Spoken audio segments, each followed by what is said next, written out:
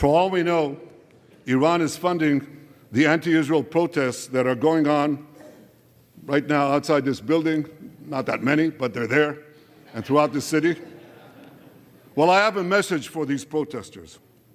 When the tyrants of Tehran, who hang gays from cranes and murder women for not covering their hair, are praising, promoting, and funding you, you have officially become Iran's useful idiots. For Israel, every civilian death is a tragedy. For Hamas, it's a strategy. They actually want Palestinian civilians to die so that Israel will be smeared in the international media and be pressured to end the war before it's won. The ICC is trying to shackle Israel's hands and prevent us from defending ourselves. And if Israel's hands are tied, America is next. And I'll tell you what else is next.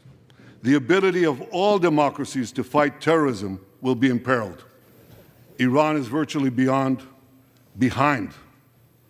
all the terrorism, all the turmoil, all the chaos, all the killing. And that should come as no surprise. When he founded the Islamic Republic, Ayatollah Khomeini pledged, "We will export our revolution to the entire world." We will export the Islamic revolution to the entire world. Now ask yourself, which country ultimately stands in the way of Iran's maniacal plans to impose radical Islam on the world? And the answer is clear. It's America, the guardian of Western civilization and the world's greatest power. For Iran, Israel is first, America is next. So when Israel fights Hamas, we're fighting Iran. When we fight Hezbollah, we're fighting Iran. When we fight the Houthis, we're fighting Iran. And when we fight Iran, we're fighting the most radical and murderous enemy of the United States of America. And one more thing.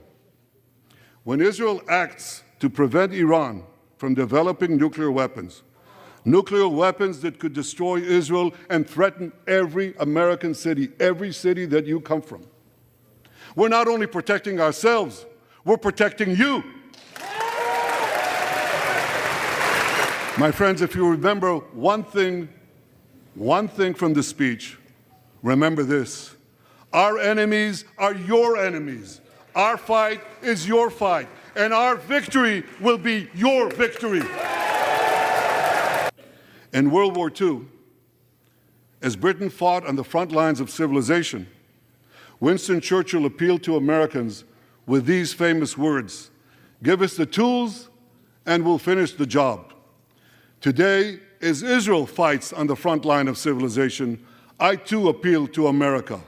Give us the tools faster and we'll finish the job faster. The day after we defeat Hamas, a new Gaza can emerge. My vision for that day is of a demilitarized and de-radicalized Gaza.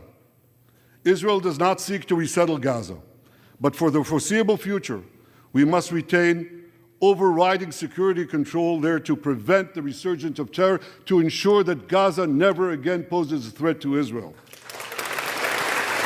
Those twin words, demilitarization and de-radicalization, those two concepts were applied to Germany and Japan after World War II, and that led to decades of peace, prosperity, and security.